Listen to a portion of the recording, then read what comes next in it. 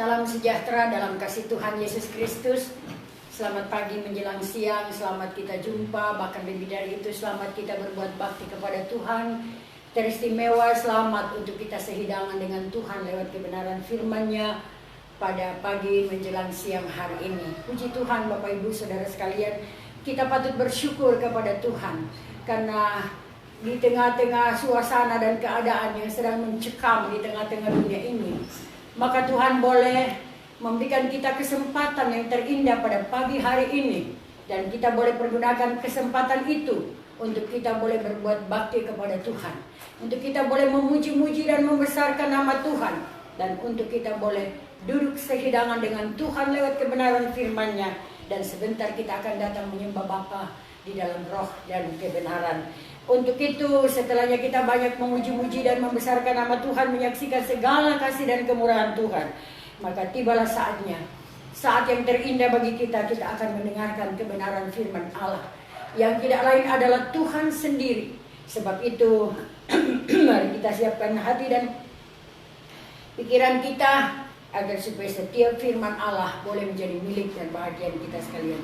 Tidak berkomentar lebih panjang lagi, mari kita buka kitab kita dan kita akan baca firman Allah.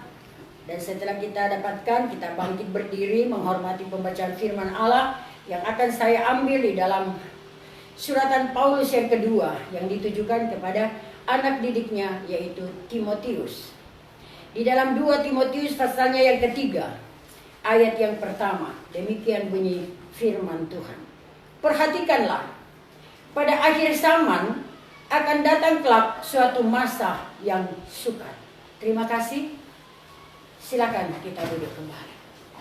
Puji Tuhan, kita sudah mendengar dan membaca satu ayat yang cukup singkat pada pagi menjelang siang hari ini, tetapi mempunyai makna, mempunyai arti yang begitu dalam bagi kehidupan gereja Tuhan, yaitu Bapak Ibu saya dan saudara yang sedang hidup di penghujung akhir zaman ini.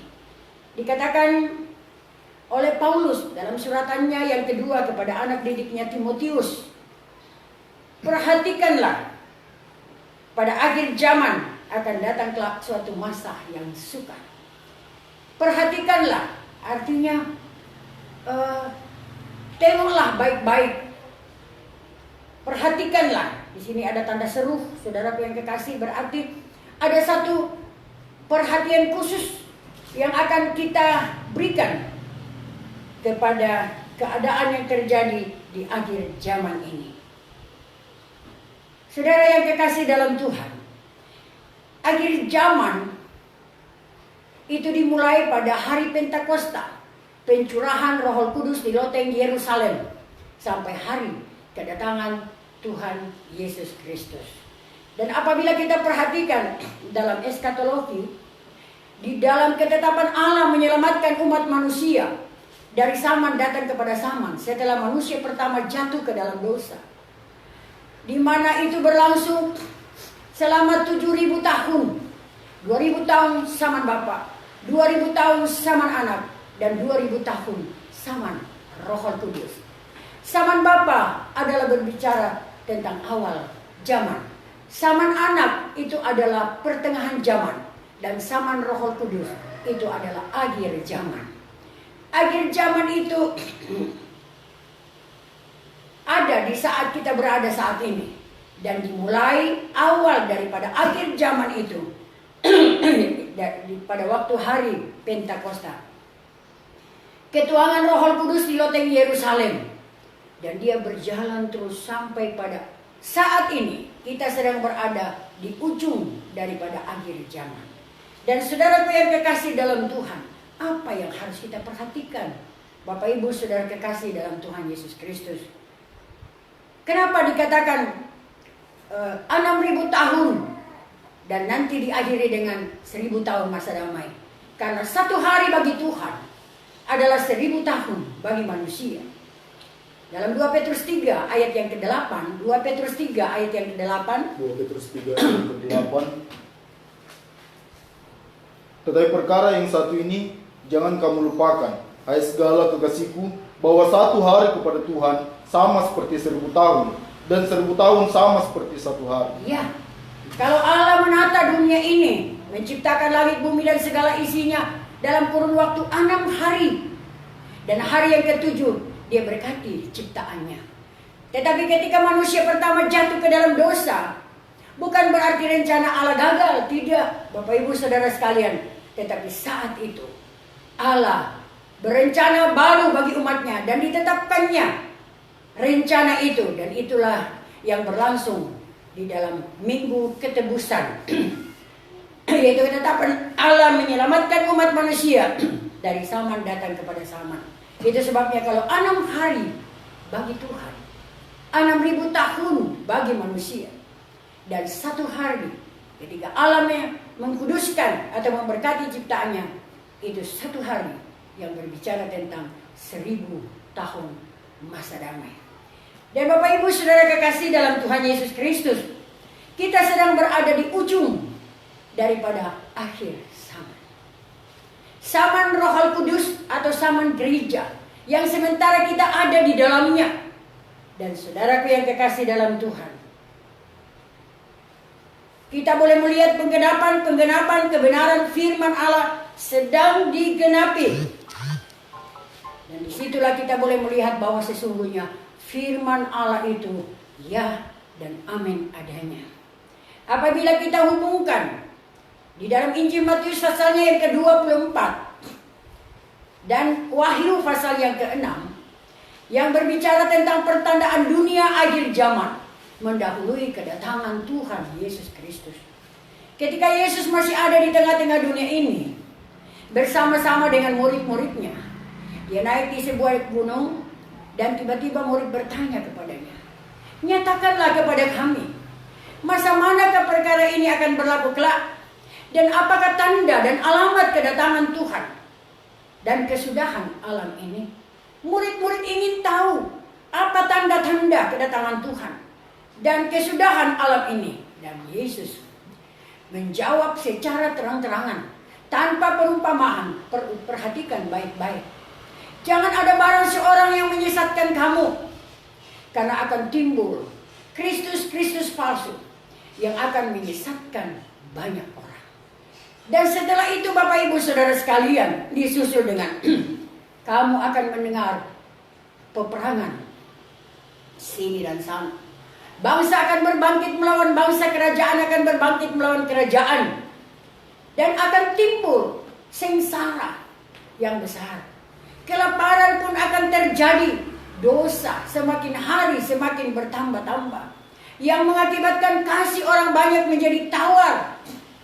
Tetapi dikatakan oleh Tuhan Yesus kepada murid-muridnya dalam Injil Matius 24 kalau kita baca keseluruhannya, barang siapa yang bertekun sampai ke akhir, maka dialah yang akan diselamatkan. Dan saudara yang kekasih dalam Tuhan, maka dikatakan dalam ayatnya yang ke-14, maka Injil kerajaan itu akan dimasyhurkan di keempat penjuru alam, akan menjadi suatu kesaksian bagi segala bangsa. Barulah tiba kesudahan itu. Apakah Injil kerajaan itu? Injil kerajaan adalah berbicara tentang raja mencari permaisuri. Dan raja itu tidak lain adalah raja di atas segala raja, yang sedang mencari siapakah dia yang layak menjadi permaisurinya.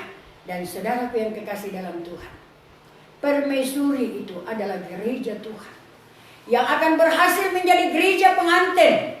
Dan dialah yang akan menikah secara rohani dengan Tuhan Yesus Kristus. Itu sebabnya Injil kerajaan ini adalah berbicara tentang firman yang langsung daripada Tuhan, yang diwahyukan oleh Tuhan sendiri. Bukan akal-akal manusia, bukan pelajaran setan-setan, tetapi langsung daripada Tuhan. Seperti apa yang dikatakan dalam Galatia 1:11 dan 12, bahwa aku maklumkan kepadamu, hai saudara-saudaraku, bahwa Injil yang kuberitakan itu bukanlah pendapatan manusia. Bukan ia itu kupelajari, melainkan oleh wahyu daripada Yesus Kristus. Bahkan kepada jemaat Efesus 3 ayat 3 dan 4, Paulus menyatakan bahwa rahasia itu kuterima daripada Tuhan lewat wahyu. Saudara yang kekasih, walaupun tidak dapat disangkal bahwa Rasul Paulus pernah belajar pada seorang guru besar, Gamaliel namanya. Kalau mau diberi gelar untuk zaman ini mungkin kecil kalau doktor. Dia mungkin profesor, saudaraku yang dikasih dalam Tuhan. Seorang guru besar yang terkenal, Gamaliel namanya. Tetapi ketika dia mendapat wahyu daripada Tuhan, semua itu ditinggalkan. Dan yang dia beritakan, saudaraku yang kekasih dalam Tuhan, adalah wahyu yang langsung daripada Tuhan. Dan yang kita kenal sekarang ini, yaitu kabar pengantin Kristus. Apabila kabar pengantin Kristus ini diberitakan dan dimasyhurkan, saudaraku yang kekasih dalam Tuhan, maka pekabaran inilah yang akan membentuk gereja Tuhan untuk menjadi pengantinnya Kristus. Nah, untuk itu Bapak Ibu, saudara-saudara sekalian, kita boleh melihat di sini dia akan berjalan terus. Dan kemudian saudaraku yang kekasih, dikatakan oleh firman Allah bahwa pekabaran inilah, yaitu berita yang langsung daripada Tuhan. Ketika kita menerima, dia akan membentuk kehidupan rohani kita menjadi subur dan menuju kepada keselamatan. Karena itu yang diupamakan oleh Rasul Petrus bagaikan susu yang jatuh. Dalam 2 Petrus 1 ayat yang kedua, 2 Petrus 2 ayat yang kedua, dikatakan di situ, seperti kanak-kanak yang baru jadi, hendaklah kamu ingin akan susu yang jati yang tiada bercampur, supaya dengan dia itu kamu menjadi subur menuju kepada keselamatan. Dan saudaraku yang kekasih dalam Tuhan, kita sudah melihat bagaimana berita yang disampaikan di hari Pentakosta, bagaimana khotbah Petrus yang penuh dengan urapan. Itulah mulainya akhir zaman, zaman Roh Kudus ini. Di sana dikatakan oleh Petrus ketika orang banyak bertanya, ketika mendengar khotbah yang diurapi dengan kuasa Roh Kudus, lalu mereka mulai pedih hatinya. Dan mereka mulai bertanya, hai tuan-tuan dan saudara-saudara sekalian, apakah yang wajib kami perbuat supaya kami beroleh selamat?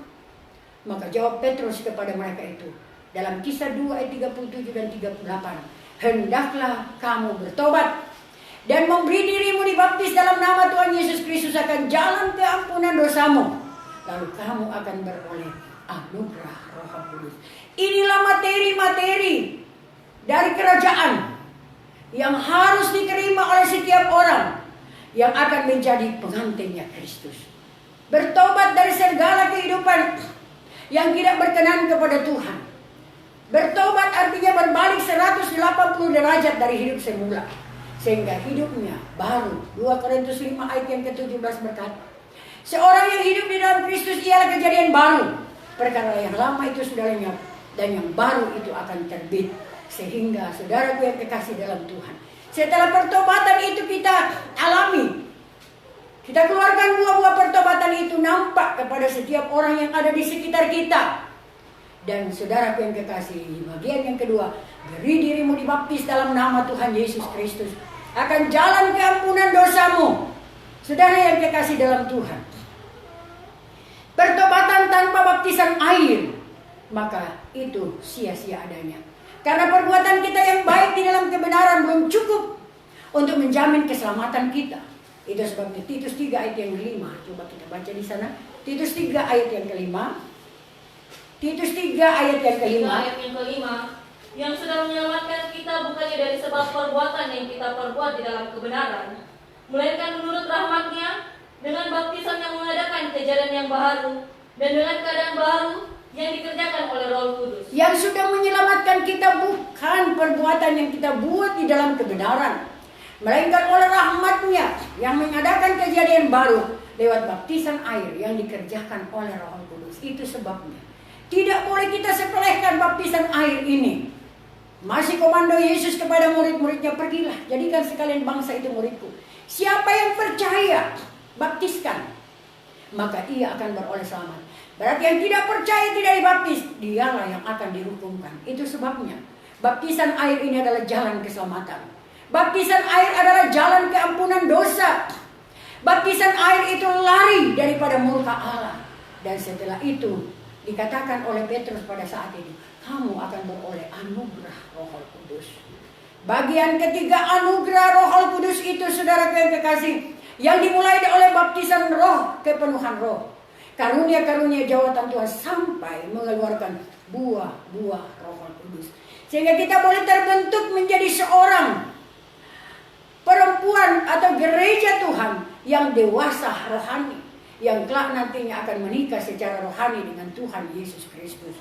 Bapak Ibu Saudara kekasih dalam Tuhan Yesus Kristus, bagaimana 3 bagian ini dijabarkan di dalam 7 tingkatan iman. Mulai dari tangga yang pertama mendengar firman, percaya dan terima Tuhan Yesus. Yang kedua menyesal dan bertobat, dan yang ketiga mengeluarkan buah-buah pertobatan. Yang keempat melaksanakan baptisan air. Yang kelima baptisan roh dan kepenuhan roh. Dan yang keenam karunia-karunia roh, jawatan Tuhan dan buah-buah roh, sampai menjadi gereja yang terpilih, gereja sempurna, menjadi gereja pengantin Kristus yang akan menikah secara rohani dengan Tuhan Yesus Kristus. Nah, untuk itu Bapak Ibu Saudara kekasih dalam Tuhan Yesus Kristus, kita sedang berada di ujung daripada akhir zaman. Firman Allah yang dikumandangkan pada zaman para rasul waktu itu, yang diingatkan Rasul Paulus kepada Timotius, itu tetap sampai pada hari ini. Sekian lamanya dan sekian banyak waktu dikumandangkan berita ini. Kenapa? Karena Tuhan tidak mau satu orang akan binasa. Coba kita baca ayat 9 dari 2 Petrus 3 ayat 9 tadi. Ayat 9. Tetapi tiada mereka itu akan maju lagi. 2 Petrus 3 ayat yang ke-9. 2 Petrus 3 ayat yang ke-9. Maka Tuhan tidak berlambatan di dalam hal perjanjian itu. Tuhan tidak berlambatan di dalam hal perjanjiannya. Sebagaimana ada beberapa orang yang membilangkan hal itu lambat. Seperti ada beberapa orang mengatakan hal itu lambat. Melainkan panjang sabar akan kamu. Melainkan panjang sabar akan kamu. Tiada ia gemar akan seorang pun binasa. Dia tidak pernah gemar seorang pun akan binasa. Melainkan sehingga segalanya sampai kepada tobat. Tetapi sehingga semuanya sampai kepada tobat. Tuhan tidak pernah menginginkan seorang ciptaannya yang mulia itu akan binasa, tetapi supaya semuanya sampai kepada tobat. Tetapi saudara yang kekasih dalam Tuhan, yang tidak mentaati dan melakukan kebenaran firman Allah, yang mengikuti kehidupan duniawi dan condong kepada iblis, pengaruh-pengaruh iblis, maka dialah yang akan masuk dalam neraka bersama-sama dengan iblis. Karena neraka tidak disiapkan untuk manusia, neraka disiapkan untuk iblis. Tetapi siapa yang menjadi pengikut iblis, dia akan masuk sama-sama di dalam neraka. Untuk itu firman Allah pada siang hari ini datang kepada kita. Perhatikanlah pada akhir zaman. Saudara yang kekasih dalam Tuhan, sekali lagi kita berada di ujung daripada akhir zaman ini, di mana tanda-tanda akhir zaman sedang digenapi.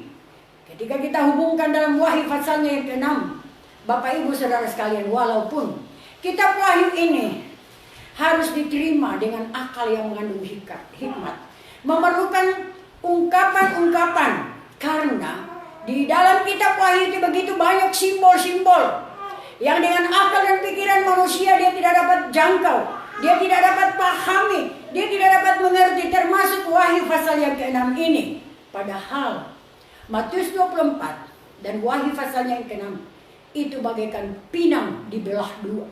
Sama saudara yang kekasih, cuma di dalam Matius 24 itu Tuhan Yesus menyatakan secara terang-terangan apa yang akan terjadi mendahului kedatangan Tuhan Yesus Kristus.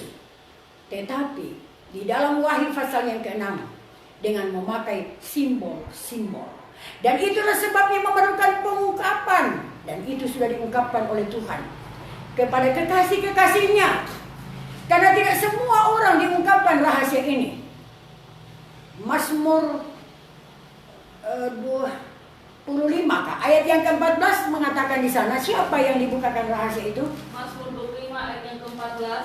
Rahasia Tuhan itu bagi orang yang takut akan Dia, dan perjanjiannya akan diberitahu kepada. Rahasia itu hanya dibuka Tuhan kepada orang yang takut akan Dia, dan perjanjiannya dinyatakan kepadanya.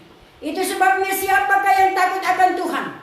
Definisi Alkitab melalui Raja Salomo dalam Amsal 8 kalau saya tidak salah ayat yang ke-13 dikatakan di sana bahwa adapun peri takut akan Tuhan, yaitu menjauhkan dirinya daripada segala jenis kejahatan. Dan orang-orang inilah yang dibukakan rahasia firman Allah, dan perjanjian pun dinyatakan kepadanya. Sehingga Ketika murid-murid bertanya kepada Tuhan Yesus, kenapa Tuhan beritahukan kepada mereka itu dengan perumpamaan, tidak secara terang-terangan. Lalu Yesus menjawab dalam Matius 13 ayat yang ke-11, kepada kamu diberi karunia mengetahui segala rahasia kerajaan surga, tetapi kepada mereka itu tidak dikaruniakan. Apakah Tuhan membeda-bedakan? Kenapa yang lain dikaruniakan, yang lain tidak? Sebenarnya Tuhan tidak pernah membedakan. Tuhan tidak pernah memandang bulu. Semuanya sama di hadapan hadirat Tuhan. Tetapi yang membedakan adalah, saudara yang kekasih dalam Tuhan, bagaimana pengabdiannya kepada Tuhan, bagaimana penurutannya akan kebenaran firman Allah, sehingga saudara yang kekasih dalam Tuhan, ada orang yang begitu dengar firman Allah, dia yakin dan dia percaya dan dia lakukan. Itu sebabnya dikatakan berbahagialah orang yang membacakan dan yang mendengar dan yang menaruh di dalam hatinya. Tetapi orang yang mendengar tetapi tidak mau melakukan, dia lebih tunduk kepada kebenarannya sendiri, maka itulah orang tidak akan dibukakan. Seperti kesaksian Rasul Paulus dalam Roma 10 ayat 1 sampai 3. Coba kita baca Roma 10 ayat yang pertama. Hai saudara-saudaraku, kehendak hatiku dan doaku kepada Allah, yaitu karena orang Israel, supaya mereka itu beroleh selamat. Karena aku menyaksikan bagi mereka itu, bahwa mereka itu ada suatu usaha kepada Allah, tetapi tiada dengan berpengetahuan.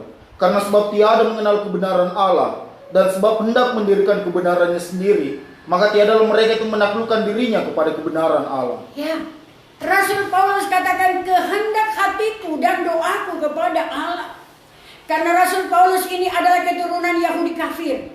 Setelah dia sudah menuntaskan daerah kafir, dia sudah bawa masuk ke dalam iman. Sekarang dia teringat akan bangsanya, dia teringat akan sanak saudaranya yang saudara daging dengan dia. Maka dia berkata, kehendak hatiku dan doaku kepada Allah, agar supaya mereka itu beroleh selamat. Tetapi sayang sekali, aku menyaksikan kepada mereka bahwa mereka itu ada usaha kepada Allah, tetapi tidak dengan berpengetahuan. Kenapa?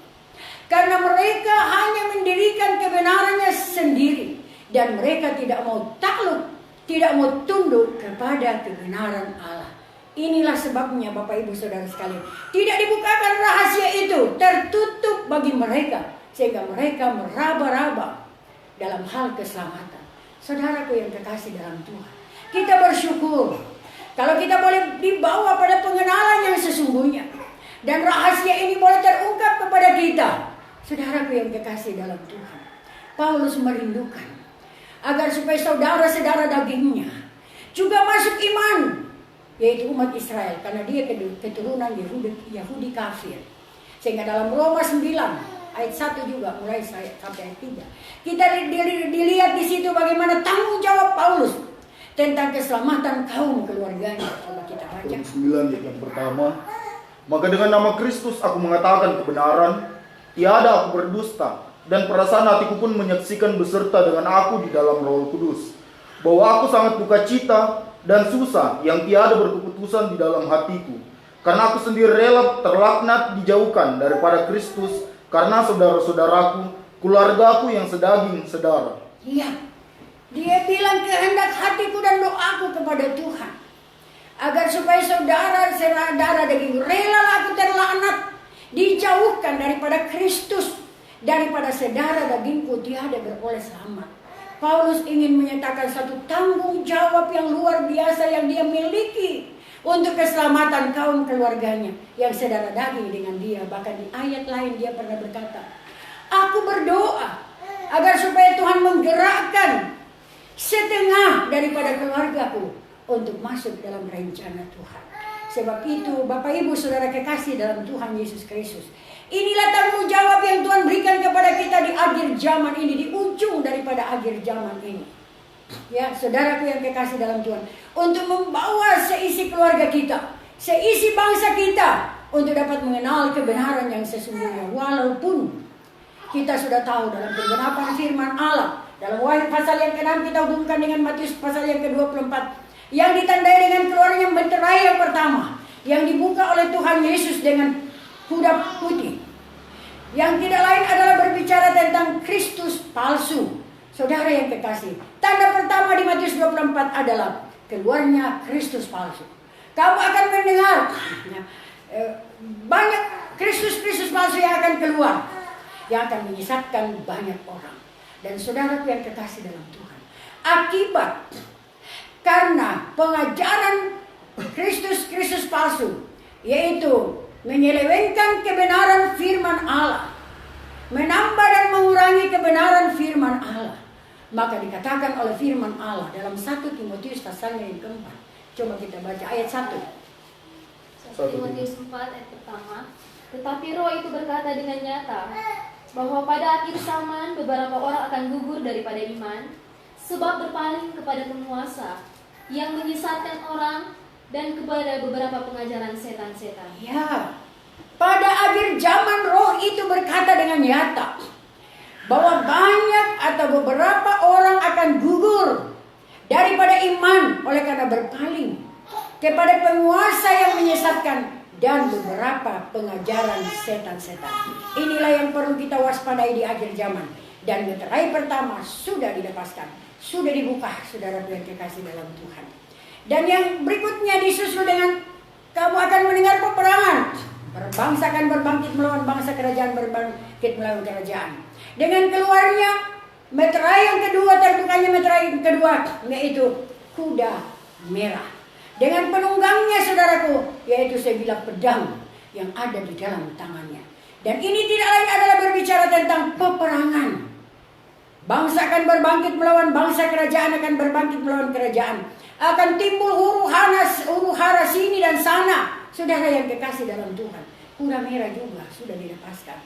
Baik di negara-negara maupun di dalam gereja-gereja, bahkan di dalam rumah-rumah tangga. Kuda merah ketika dia merajalela, Bapak Ibu Saudara sekalian, dia akan menghancurkan sehingga tidak akan ada damai lagi. Dan saudaraku yang kekasih dalam Tuhan, itu sebabnya bagi kita sebagai orang yang percaya kepada Tuhan, yang meyakini akan kemurahan dan pertolongan Tuhan sepenuhnya di dalam kehidupan kita, dan kita menjadi pelaku-pelaku kebenaran firman Allah, maka walaupun dunia ini tidak ada damai, tetapi kita akan memperoleh damai di dalam Yesus Kristus. Seperti kesaksian dari ibu kekasih tadi, bagaimana kekuatan iman yang dia miliki di dalam melawan keadaan yang sedang terjadi, dan dia rasakan di dalam dirinya. Itulah kekuatan iman yang perlu kita miliki di hari-hari yang terakhir ini. Dan sementara itu, meterai yang ketiga pun dibuka, saudara yang kekasih. Kita juga sudah dengar bagaimana Tuhan Yesus mengungkapkan akan terjadi kelaparan, kesusahan yang begitu dahsyat, saudara yang kekasih dalam Tuhan, yang ditandai dengan keluarnya meterai yang ketiga dengan kuda hitam. Dan orang yang menunggang di atasnya itu membawa neraca di tangannya. Dan saudara yang kekasih, kesusahan, kelaparan akan terjadi di sana sini. Saudara yang kekasih, itulah yang dimaksudkan oleh firman tadi. Perhatikanlah pada akhir zaman akan datang masa-masa yang sukar. Inilah akhir zaman, bahkan di ujung akhir zaman, masa-masa yang sukar akan terjadi. Saudaraku yang kekasih dalam Tuhan, banyak hal yang akan membuat kelaparan, tidak mempunyai makanan, tidak bisa. Ya, saat-saat ini kita bisa dirasakan oleh umat manusia. Tidak boleh lagi keluar, tidak boleh lagi bekerja ya, untuk mendapatkan makanan.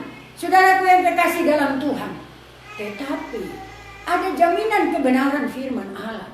Di dalam meterai yang ketiga ini, Wahyu 6 ayat yang ke-6. Pada waktu itu makanan akan dibeli, saudaraku yang kekasih dalam Tuhan. Secupak gandum sedinar harganya, jelai 3 cupak sedinar harganya. Tetapi minyak dan air anggur tidak, jangan engkau rusakkan. Disinilah kita akan melihat bagaimana perbedaan-perbedaan yang akan diadakan oleh Tuhan. Di tengah-tengah masa kesukaran ini, 1 cupak 1,5 liter sedinar harganya.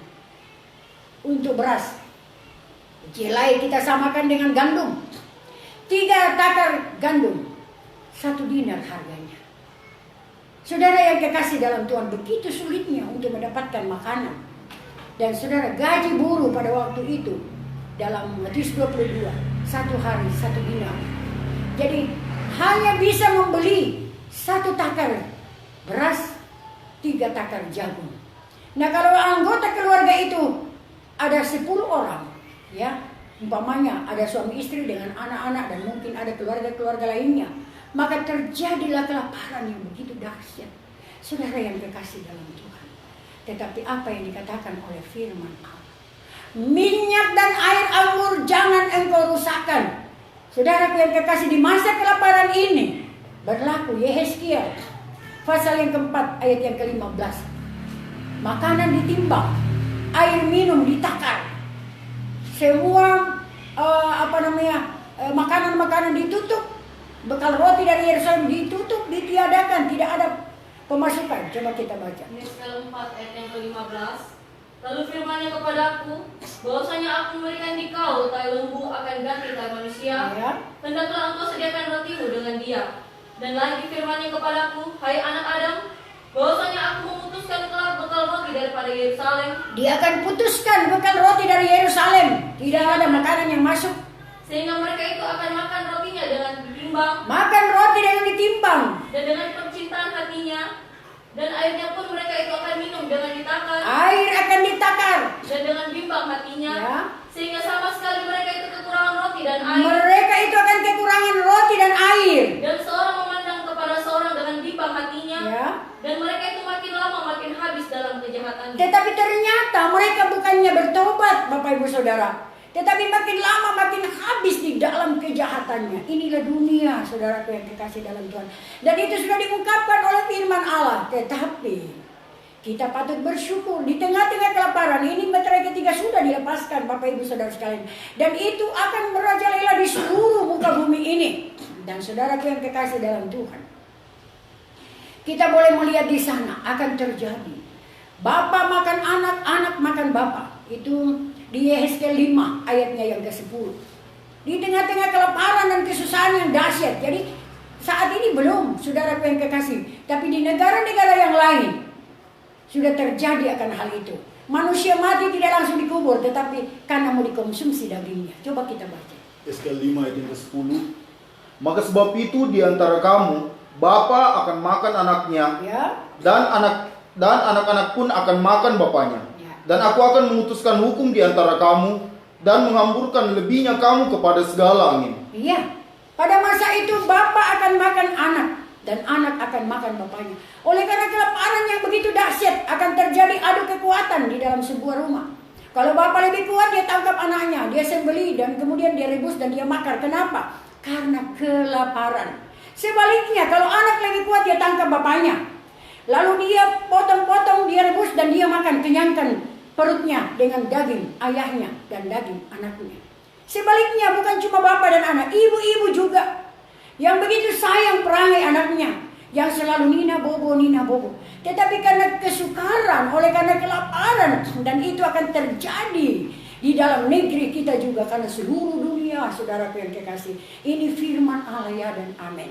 Dikatakan dalam Nubuat Yeremia pasalnya yang ke-5 ayat yang ke-10. Nubuat Yeremia 4 ayat 10. Tangan perempuan yang sangat sayang akan perangai anaknya. Nubuat Yeremia pasalnya yang ke-5 ayat 10 atau 4 ayat 10. Nubuat Yeremia 4 ayat yang ke-10.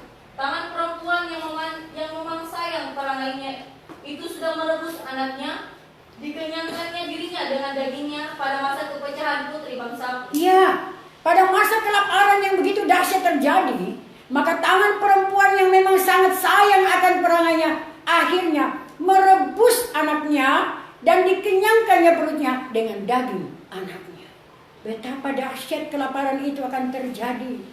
Dan saudaraku yang dikasih dalam Tuhan, itulah sebabnya di tengah-tengah masa yang sukar ini, firman Tuhan selalu mengingatkan kita agar supaya kita memperkuat iman kita. Kita jadikan iman kita menjadi iman minyak dan air anggur. Karena saudara yang kekasih dalam Tuhan, dikatakan tadi bahwa minyak dan air anggur janganlah engkau rusakkan. Jadi saudaraku yang kekasih dalam Tuhan, Sehingga dikatakan di dalam Nuduk Yeremia 4 tadi, ayatnya yang ke-9, coba kita baca. Ayat yang ke-9. Untunglah orang yang mati dimakan pedang, Untunglah orang yang mati dimakan pedang, daripada orang yang mati sebab lapar. daripada orang yang mati sebab lapar. Karena orang ini makin lama makin surut, seperti orang yang tertikam, sebab tanahnya tiada lagi berhasil. Ya. Kenapa kelaparan terjadi? Sekarang masih banyak sekali yang dijual. Orang rebut-rebutan, sampai orang berkelahi di mall, di supermarket. Mobil ini sudah habis di negara-negara lain, saudaraku. Saudaraku yang kekasih, masih ada makanan yang mau dibeli. Masih ada juga uang untuk alat untuk membeli. Tetapi pada saat itu, dikatakan oleh firman Allah, untunglah orang yang mati karena pedang, daripada orang yang mati karena lapar, saudaraku yang kekasih. Karena tanahnya tidak menumbuhkan hasil lagi. Tanah menjadi baja, saudaraku yang kekasih. Menjadi besi, dia tidak bisa, tidak ada tumbuhan lagi muncul. Tidak ada petani-petani gigi jari karena tidak bisa. Biar dia punya tanah berpuluh-puluh hektar, tetapi tanah tidak menghasilkan. Itulah yang mengakibatkan kelaparan yang dahsyat akan terjadi di tengah-tengah dunia ini. Itulah salah satu kesukaran. Dan kita mulai rintik-rintiknya kita rasakan saat ini. Tetapi kita bersyukur kita ada di negara Indonesia yang mempunyai falsafah ketuhanan yang Maha Esa, Pancasilanya. Kita menjunjung Allah kita itu sebabnya. Karena kita juga punya ada rahasia yang Tuhan ungkapkan bahwa di negara Indonesia yang kita cintai ini, di situ akan muncul kebenaran firman Allah. Dari timur memancar kebenaran Allah. Timur bukan Jepang, tetapi timur adalah Indonesia. Tempatnya terbit matahari, dari situ akan memancar kebenaran firman Allah. Itu sebabnya Tuhan menjaga dan melindungi kita yang ada di negara Indonesia ini. Itu sebabnya Bapak Ibu Saudara sekalian, wajiblah kita berdoa untuk pemerintah kita. Mulai dari presiden, para menteri, pejabat-pejabat saudara yang kekasih, dan pengayom-pengayom di dalam daerah ini, pemerintahan dari negara Indonesia ini. Ya, seperti sekarang ini himbauan, kita berdoa untuk para dokter, medis, juru rawat dan semua yang akan mengayomi seluruh umat manusia yang ada di dunia ini. Dikatakan dalam kitab Mazmur, hendaklah kamu berdoa untuk raja-raja, penguasa dan pemerintah, supaya kamu aman di dalam negeri itu. Apalagi daerah kita Indonesia ini, yang di dalamnya rencana Allah, rahasia Daniel 9 ayat yang ke-27. Saudaraku yang kekasih dalam Tuhan, kita akan melihat suatu acara Tuhan yang luar biasa. Sebab itu kita tidak perlu takut. Kenapa? Karena dikatakan iman, minyak dan air anggur jangan engkau rusakkan. Dia akan dipelihara Bapak Ibu Saudara di tengah-tengah kesukaran ini. Iman jelai itu kadarnya terlalu rendah. Sama dengan orang Kristen KTP, orang Kristen tanpa kartu penduduk. Mengenal tanpa pertobatan, orang Kristen KTP. Saudara yang kekasih dalam Tuhan, orang Kristen ini saudara mengenal Allah tetapi tidak memuliakan Allah, sama seperti Allah. Di tempat judi, di tempat dansa-dansi, mabuk-mabuk dan lain sebagainya. Bagaimana dia mau memuliakan Allah? Tetapi dia Kristen, saudaraku yang kekasih. Itulah iman jelai. Kadar imannya sangat rendah. Tergolong dalam gereja yang menyusui dalam Matius 24 ayat yang ke-19 akan dikatakan wai atau celaka. Iman gandum, Bapak Ibu Saudara, sudah meningkat sedikit daripada jelai, tetapi tergolong pada kanak-kanak rohani. Tidak pernah mau maju lagi, tidak pernah mau meningkat menjadi dewasa. Demikian juga kalau Tuhan datang menjemput gerejanya, dia tidak akan menikah dengan kanak-kanak rohani, saudara yang kekasih, tetapi dia mau menikah dengan orang yang sudah dewasa rohani. Dan dikatakan wain atau celaka kepada gereja yang mengandung atau orang Kristen kulit atau iman yang seperti jelai, dan kanak-kanak rohani yaitu iman yang seperti gandum. Tetapi bagi gereja yang terpilih dikatakan iman, minyak dan air anggur jangan engkau rusakkan. Saudara yang kekasih dalam Tuhan, kita lihat contoh di dalam Alkitab bagaimana seorang perempuan janda yang memiliki satu anak yang diceritakan saudara dalam 2 Raja-Raja. Kita boleh melihat di sana bagaimana pemeliharaan Tuhan yang sempurna bagi dia. Elia minta kepada Tuhan jangan turun hujan 3,5 tahun. Dan itu kena imbasnya. Akhirnya Tuhan bilang, kau pergi ke Sungai Kerit. Di sana kau minum dari air Sungai Kerit, dan engkau akan dilayani setiap pagi dan sore dengan burung gagak. Setiap pagi dan sore burung gagak datang memberi makan roti dan daging, dan dia minum dari air daripada Sungai Kerit. Setelah 2,5 tahun berlalu, keringlah Sungai Kerit. Tuhan bilang, pergi ke Sarfat. Kau akan jumpa dengan seorang perempuan, ya, dengan anaknya, dan dialah yang aku suruh memelihara engkau. Bukan disuruh kepada seorang konglomerat, bukan disuruh kepada pengusaha yang sukses, bukan disuruh kepada seorang kaya raya, bukan, tetapi kepada seorang janda yang miskin, yang punya anak laki-laki 1. Dan pada saat Elia datang, dia katakan, berikan aku minum. Lalu apa kata perempuan itu? Dia pergi, dia mau ambilkan, belum lagi dia jalan jauh, Elia katakan, buatkan aku apam. Paksa. Terus teranglah perempuan itu, Tuan, saya tinggal memiliki sedikit minyak dan sedikit tepung dalam buli-buli minyak dan tepung di dalam bekas. Saya sementara memungut kayu api dan saya akan buat sebuah apam. Setelah itu kami berdua makan lalu mati, karena masih 1 tahun lagi musim kelaparan. Tetapi Elia katakan, pergilah dan buatkan aku dahulu. Dia penurut, dia pelaku kebenaran. Lalu dia pergi, dia buatkan apam dan dia berikan minum, dia berikan kepada Elia. Apa yang terjadi Bapak Ibu Saudara sekalian?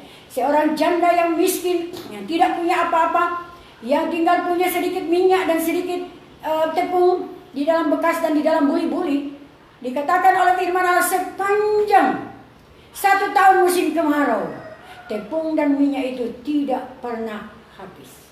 Sementara orang-orang yang ada di sekitarnya, orang kaya, orang punya simpanan banyak, sudah habis, mati karena kelaparan, sudah habis semuanya. Tetapi seorang janda yang takut kepada Tuhan, tergolong kepada iman, minyak dan air anggur akan dipelihara. Demikianlah cara Tuhan akan memelihara Bapak, Ibu, saya dan saudara. Ketika kita bawa kehidupan kita dalam satu peningkatan rohani, menjadi iman, minyak dan air anggur, yaitu memiliki karunia-karunia Roh Kudus. Sampai nanti kita akan mendapat jawatan Tuhan sampai mengeluarkan buah-buah roh. Dan akhirnya melalui suatu pergerakan rohani yang besar yang akan terjadi nanti, maka kita akan, kalau kita bisa sampai ke sana, kita akan disempurnakan melalui acara Tuhan yang luar biasa. Sebab itu di masa-masa yang sukar ini, tidak perlu kita takut dan bimbang. Ayat keempat dibuka, keluar kuda kelabu, Bapak Ibu Saudara sekalian, yang ditandai dengan kuda kelabu. Kelabu itu warnanya putih dan hitam. Kalau diaduk bersama-sama, putih dan hitam diaduk menjadi kelabu. Dan itu adalah berbicara tentang pertarungan antara terang dan gelap, antara kebaikan dan kejahatan, dan juga pertarungan antara pengajaran akal-akal manusia. Matius 15 ayat 8-9. Sia-sialah kamu menyembah aku, karena kamu mengajarkan hukum-hukum akal manusia. Suatu tanaman yang tidak ditanam oleh Bapa akan dicabut. Dan kata Tuhan Yesus, biarkanlah mereka itu. Mereka itu pemimpin buta daripada orang buta. Kalau orang buta pimpin buta, dua-dua masuk ke dalam lubang. Pertarungan sedang terjadi sekarang ini antara pengajaran akal-akal manusia dan juga pengajaran setan-setan. 1 Timotius 4 ayat 1. Perhatikanlah bahwa pada akhir zaman banyak orang akan gugur daripada iman oleh karena berpaling kepada penguasa dan beberapa pengajaran setan-setan. Itu sebabnya tidak heran ada gereja setan, saudaraku yang kekasih dalam Tuhan.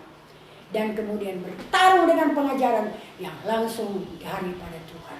Yaitu diwahyukan langsung Galatia 1, 11 dan 12 dikatakan, aku tegaskan kepadamu hai saudara-saudaraku, bahwa Injil yang kuberitakan itu bukanlah pendapatan manusia. Bukan ia itu kupelajari, melainkan oleh wahyu daripada Yesus Kristus.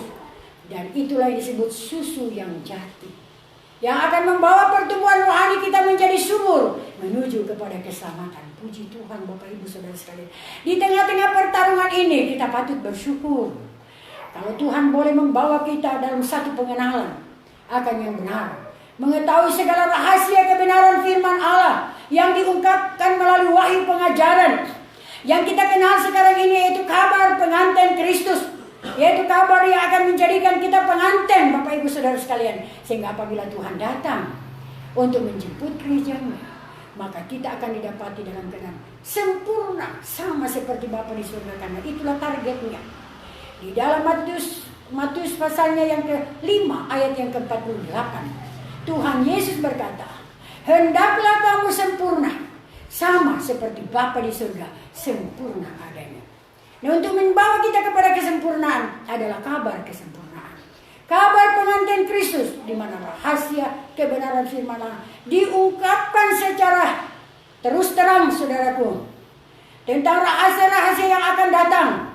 Bagaimana gereja Tuhan disempurnakan, bagaimana keangkatan gereja Tuhan, bagaimana pesta perjamuan kawin anak domba Allah selama 75 hari, bagaimana kerajaan 1000 tahun masa damai, dan bagaimana Yerusalem yang baru turun dari surga di dunia yang baru, tempat tinggal kekal selama-lamanya. Sudah diungkapkan semuanya. Tidak ada yang rahasia bagi kita. Sebab itu, Bapak Ibu Saudara sekalian, perhatikanlah. Pada akhir zaman akan datang masa yang sukar. Sebab itu, di masa-masa yang sukar ini, di meterai yang keempat ini, kata firman Allah, 1/4 bumi. Tidak tahu berapa jumlahnya manusia saat ini, apa 6 miliar atau 7 miliar, 1/4 bumi akan jadi korban yang mati oleh pedang.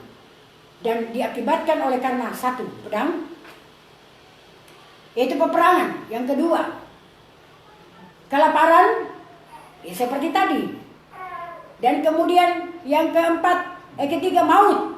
Maut itu yaitu penyakit-penyakit yang merajalela, virus-virus yang mematikan, yang sudah mulai bermunculan, saudaraku yang kekasih dalam Tuhan. Termasuk kemarin-kemarin kanker, saudaraku, yang katanya tidak ada obatnya. Kemudian sekarang muncul virus corona. Ya, saudaraku yang kekasih dalam Tuhan, dan semua itu virus-virus itu memang penggenapan kebenaran firman Allah. Dia akan terjadi. Nanti dari senjata-senjata yang beracun yang diluncurkan itu akan mengakibatkan bala sampar. Penyakit yang merajalela, kalau bahasa Toraja bilang ra'ababiang. Semua orang kena, ya saudaraku yang kekasih, ra'ababiang. Penyakit yang merajalela. Dan saudaraku yang kekasih dalam Tuhan, tetapi kita akan melihat di sana bagaimana Tuhan akan menjaga, Tuhan akan melindungi. Sehingga dikatakan dalam Mazmur 91 ayat yang pertama, kalau kita ada di dalam perlindungan Tuhan, perlindungan Allah Ta'ala, maka kita akan bernaung di bawah sayap yang maha kuasa. Tidak usah kamu takut. Coba kita baca Mazmur 91 ayat yang pertama. Adapun barang siapa yang duduk dalam perlindungan Allah Ta'ala, ia itu akan bermalam di bawah naung yang maha kuasa. Ayat 5 di bawah atau 7.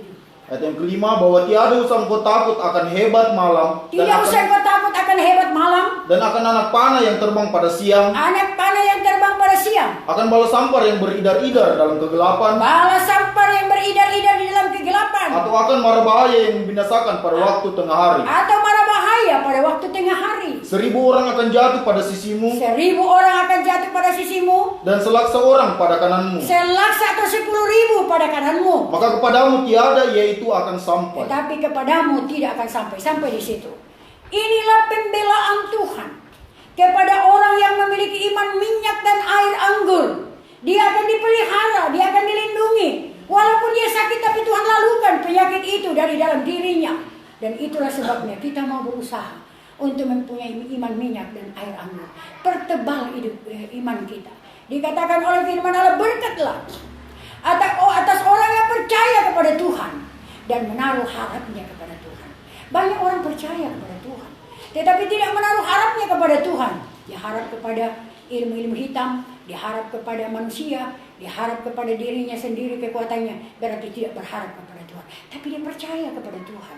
Tetapi Yeremia 17 ayat 7 berkata, berkatlah atas orang yang percaya kepada Tuhan dan yang menaruh pengharapannya kepada Tuhan.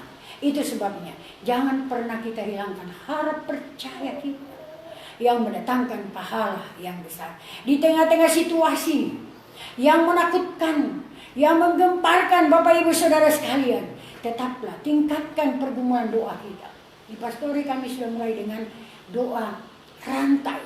Jadi tidak putus-putus doa naik untuk bangsa kita, untuk pemerintah kita, karena ketika bala itu terjadi bagi orang-orang yang berkerinduan baik dan dia menyesal dan bertobat daripada segala jalannya, maka Tuhan akan mentobatkan dia. Tuhan akan mengampuni dia sama di negeri Nineve. Sudah dijanji akan dimusnahkan, dibinasakan 40 hari lagi. Tetapi ketika berita itu datang, saudaraku yang kekasih, apa yang terjadi? Dari raja, manusia, sampai binatang diserukan tidak boleh makan minum 3 hari 3 malam. Sampai binatang pun tidak boleh diantar ke air dan tidak boleh diberi makan. Dan apa yang terjadi? Akibat karena doa dan puasa daripada umat Tuhan yang ada di Nineve, yang dikatakan di dalam Yunus 4 ayat yang ke-11, yang tidak tahu membedakan tangan kiri dan tangan kanan, antara kebaikan dan kejahatan, dia tidak tahu bedakan. Pokoknya percaya Tuhan tetapi melakukan hal-hal yang tidak benar. Tetapi ketika berita itu datang, maka mereka bertindak. Mulai dari raja sampai kepada manusia dan binatang sekalipun, mereka berpuasa. Mereka turun berpakaikan abu dan turun ke dalam abu, dan mereka berseru kepada Tuhan. Ketika kita berseru kepada Tuhan, orang-orang yang ada di saat-saat ini, yang sedang ada di dalam kegelapan, ketika Tuhan melakukan acaranya dan mulai bertaubat kepada Tuhan, maka Tuhan yang rahmani dan rahimi, panjang sabar dan besarlah kemurahannya, maka akan diampuni. Sehingga dikatakan dalam Yesaya 1 ayat yang ke-18, coba kita baca di sana. Yesaya 1 ayat yang ke-18. Ayat 18. Kemudian marilah kamu, hendaklah kita berhukum bersama-sama. Demikianlah firman Tuhan. Jikalau segala dosamu bagaikan warna kirmisi sekalipun, niscaya ia itu akan menjadi putih seperti salju.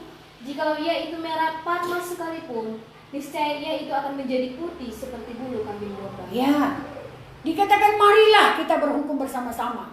Walaupun dosamu warna kirmisi dan merah patmas sekalipun, tetapi ketika kita datang, ketika umat manusia datang dan bertobat kepada Tuhan Allahnya, maka dia itu akan diputihkan seperti bulu kambing domba.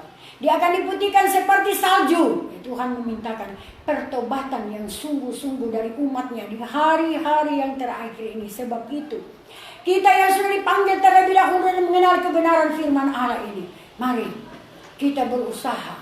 Jangan kita berdiam diri, karena masa ini masa jahat. Efesus 5 ayat yang ke-16.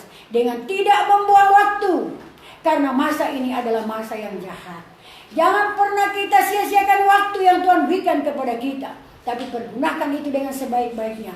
Membaca firman Allah, berdoa, berpuasa. Saudara yang kekasih, tingkatkan kehidupan rohani kita, sehingga ketika harinya nanti, karena firman Allah berkata, peristiwa yang terjadi di zaman Nuh, peristiwa yang terjadi di Sodom dan Gomora, yang akhirnya di bumi hanguskan oleh Tuhan, saudara yang kekasih, itu akan terulang kembali secara modern di akhir zaman ini. Saudara dengar, saya lihat di Facebook sudah ada itu di luar negeri perkawinan sejenis, bahkan sudah ada juga orang Indonesia merestui akan hal itu. Saudaraku yang kekasih dalam Tuhan, ini adalah tanda-tanda akhir zaman. Dosa Sodom dan Gomora akan merajalela, saudaraku, di tengah-tengah dunia ini. Tetapi ingat baik-baik, Tuhan akan mengadakan perbedaan. Ya, kita yang ada di dalam perlindungan Tuhan akan ada di bawah naung sayap yang maha kuasa, sehingga tidak perlu kita takut akan hebat malam, akan bala sampar yang beridar-idar pada waktu tengah hari, karena Tuhan akan perbedaan di tengah-tengah umat manusia di zamannya Nabi Maliaki. Bapak Ibu Saudara sekalian, mereka, Tuhan katakan, perkataanmu terlalu keras kepadaku. Terjemahan baru katakan, perkataanmu kurang ajar kepadaku. Karena mereka berkata, di dalam Maliaki 3 itu ayat yang berapa itu, ke bawah ayat 3, 5 dan 7, dia katakan di sana bahwa sia-sia berbakti, tidak ada gunanya berbakti. Ya, saudara yang kekasih, dan itulah sebabnya Tuhan datang kepadanya. Hei Maliaki, serukanlah kepada umatku, umat Israel pada waktu itu, bahwa Tuhan mengamat-amati, dan di hadapan hadiratnya ada sebuah kitab Maliaki 3 ayat yang ke-16. Tertulis segala perbuatan, segala sesuatu yang kita buat. Jadi saudaraku yang kekasih dalam Tuhan, sehingga di zaman Maliaki, orang-orang yang berbakti kepada Tuhan, orang-orang yang benar diadakan perbedaan. Maliaki 3 ayat yang ke-18. Coba kita baca di sana. 3 ayat yang ke-18. Pada masa itu kamu akan menoleh dan melihat bedanya antara orang yang benar dengan orang fasik, antara orang yang berbakti kepada Allah dengan orang yang tiada berbakti kepadanya. Di masa-masa yang sukar, di masa-masa yang mengecam, yang penuh dengan ketakutan ini, maka Allah akan mengadakan perbedaan antara orang benar dan orang fasik, antara orang berbakti dengan tidak berbakti. Orang fasik itu sudah kenal kebenaran tetapi dia berbalik, saudara. Atau orang yang sama sekali tidak mengenal kebenaran, atau orang yang sudah tahu tetapi tidak melakukannya. Itu semua tergolong kepada orang fasik, saudara yang kekasih dalam Tuhan. Dan Tuhan akan mengadakan perbedaan, sebab itu tidak perlu kita takut dengan peristiwa-peristiwa yang terjadi, tetapi kita harus tunduk, kita harus ikuti. Itu sebabnya Efesus 5 ayat yang ke berapa itu, 15 dikatakan di sana. Coba kita baca di sana. Hendaklah jangan kamu melakukan dirimu. Ayat 15. Sebab itu ingat baik-baik. Sebab itu ingat baik-baik. Bagaimana kamu melakukan dirimu. Bagaimana kamu melakukan dirimu. Bukannya seperti orang yang tiada berakal. Bukan seperti orang yang tidak berakal, hantam saja.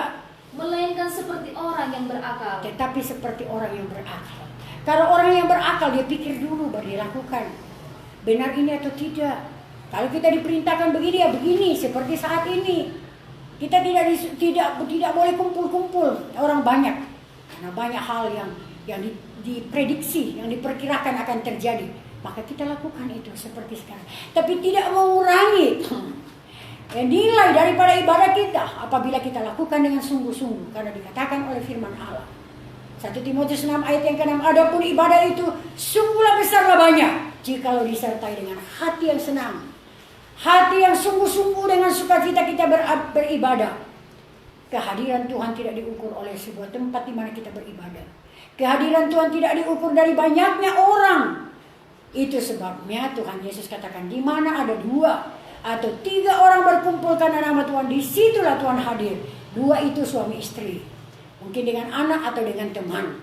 Dan saudara yang kekasih, dalam arti kata perhimpunan yang kecil sekalipun, apabila kita lakukan itu dengan bersungguh-sungguh, maka besarlah banyak. Karena dikatakan oleh firman Allah, di dalam kita beribadah itu dikatakan bahwa di sana ada janji. 1 Timotius 4 ayat yang ke-8. Senam atau olahraga itu sedikit saja gunanya, tapi ibadat itu berguna di dalam segala sesuatu, karena ada padanya perjanjian hidup yang sekarang dan yang akan datang. Yang sekarang ini itu apa yang kita makan, minum, pakai, Tuhan adakan, walaupun tidak bisa keluar, tidak bisa beraktivitas, tetapi Tuhan mengadakan. Dan yang akan datang yaitu janji-janji Tuhan. Sesudah hidup ini berakhir, kita akan terima itu, yaitu hidup yang kekal untuk selama-lamanya. Sebab itu berbakti kepada Tuhan, rotimu dan airmu akan diberkati, dan segala penyakit dilalukan dari antara kamu.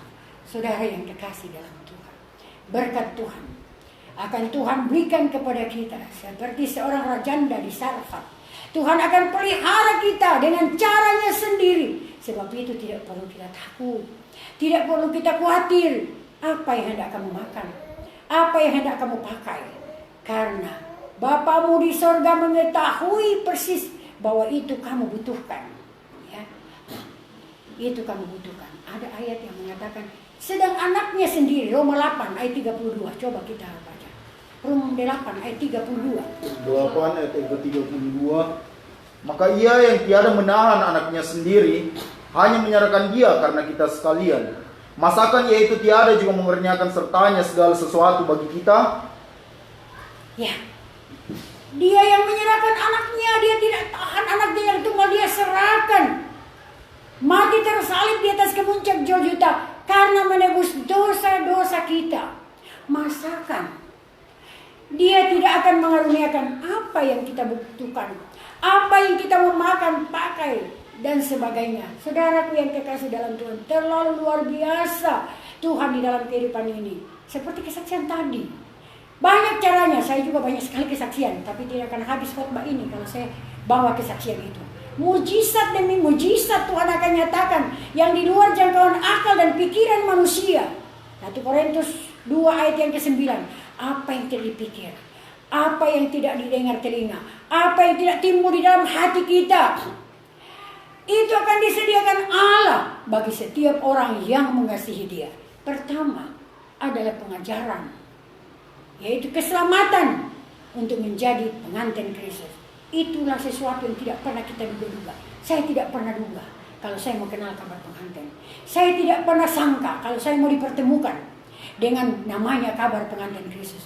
Kabar pengwahyuan ini itu pertama tidak pernah timbul di hati, tidak pernah timbul dalam pikiran, tidak pernah terdengar di telinga. Ternyata Tuhan bawa kita, berarti kita termasuk dalam orang yang berkerinduan baik. Yang kedua, saudaraku yang kekasih, apa yang kita mau makan, pakai, ya semuanya Tuhan siapkan. Tidak pernah kita duga. Saya punya kesaksian banyak sekali, dan saya yakin Bapak, Ibu, saudara-saudara sekalian juga punya kesaksian bagaimana mujizat Allah